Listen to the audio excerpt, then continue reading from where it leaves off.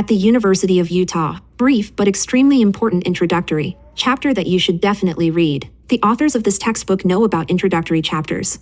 We've read them ourselves. We know that the typical introduction provides very general, if not vague, information about the scope and organization of the textbook, as well as a concise and yet boring and somewhat intimidating introduction to a course or even a field of study. Since the typical textbook is large and expensive, introductory chapters, if they are brief, seem totally unsuited to their purpose, since it's difficult to imagine a useful introduction to, for example, the accumulation of knowledge about basic chemistry that only runs a few pages.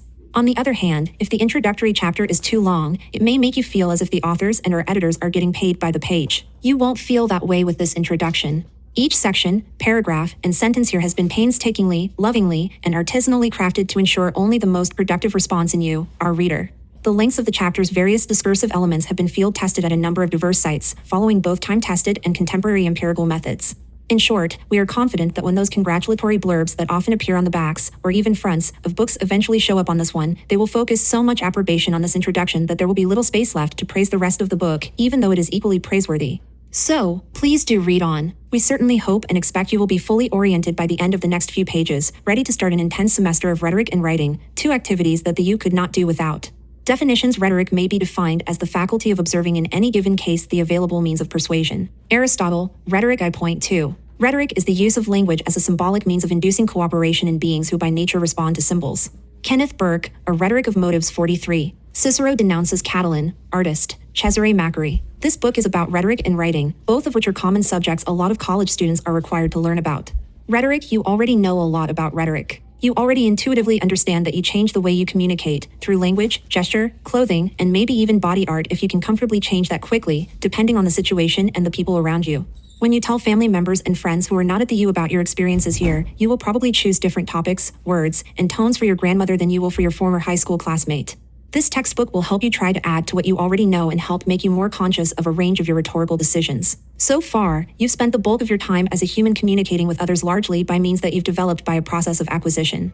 In other words, rather than being explicitly taught effective rhetoric, you've acquired rhetorical practices through trial and error, much as you learned your first language by listening and observing, then trying a word or two, then more words, then sentences, then longer stretches. You knew the first time that you said a bad word in front of your parents, for instance, that something had gone wrong, even if you didn't necessarily have a way of articulating what that was. This course will teach you rhetoric through a much more explicit learning process. You will learn to refine what you've already acquired, and you will also, crucially, learn a vocabulary to describe what you're learning. Acquisition and learning go hand in hand. You don't need to know theories and terms to use rhetoric on a daily basis, but if you do learn them, you can be more conscious of what you're doing, and you can be better at analyzing how other people use it. The word rhetoric has been around since it emerged in ancient Greece. However, as you can see from the quotations that start this chapter, there is no single best dictionary definition of rhetoric that adequately describes what it is. In fact, definitions of rhetoric have been contested since they were first created. For the purposes of this book, though, the best working definition of rhetoric is a pretty contemporary one that clearly borrows a lot from 20th century rhetorician Kenneth Burke. Rhetoric is the study and use of symbolic resources, especially language, that help humans cooperate with one another. Notice that the definition doesn't include the word persuasion. That's not because rhetoric doesn't involve persuading other people, it's because persuasion is only part of what rhetoric is about. Persuasion can frequently be helpful and productive. Efforts to reduce smoking in recent years have no doubt improved public health, for example. But part of the reason rhetoric has gotten such a bad reputation is that most people think rhetoric is a way to use language in manipulative, if not deceptive, ways to change people's minds or get them to do things they wouldn't ordinarily do.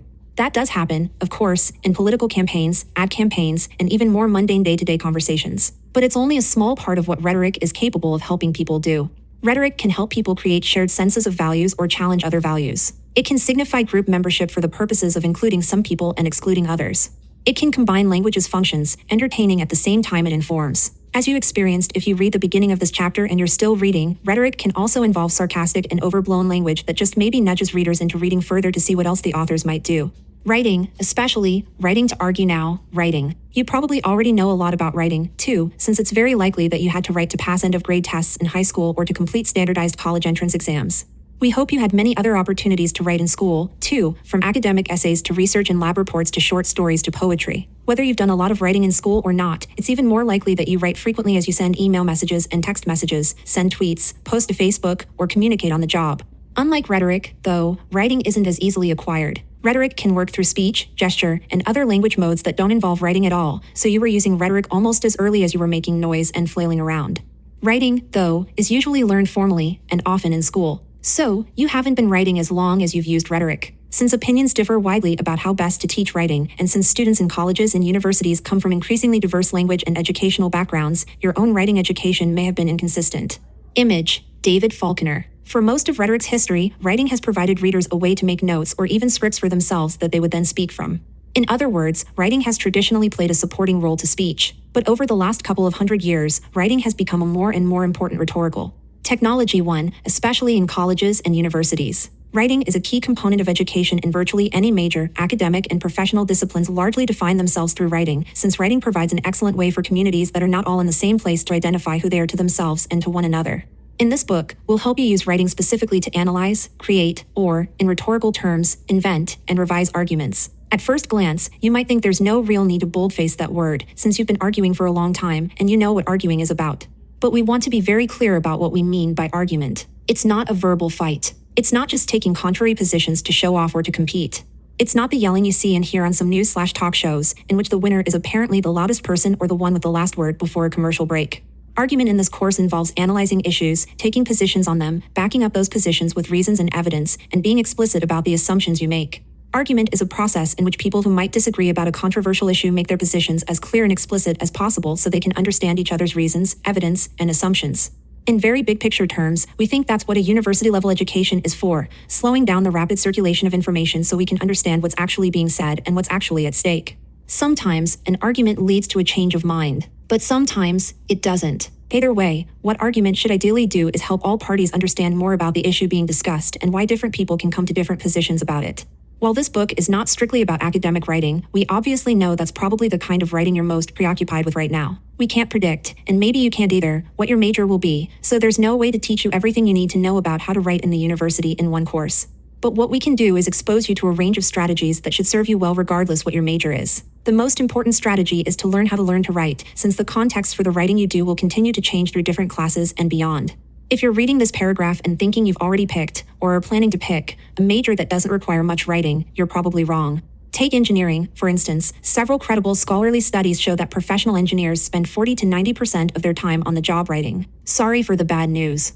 We hope you can use your engineering, another word from the Greeks. But the root word of technology, techne, doesn't refer only to the devices. Most people mean when they use that word, so stop texting your friend and pay attention. Techne broadly refers to the informed practice of an art or craft. In short, it means something like applied knowledge. Smartphones definitely involve the application of knowledge, but so do paper, pens, and rhetoric. Degree to make lemonade out of those lemons. A first example, this is all fine, and you'll have time to see the specifics of what it all means, but maybe the best way for you to begin to understand what rhetoric is to launch into seeing how it works in a written example.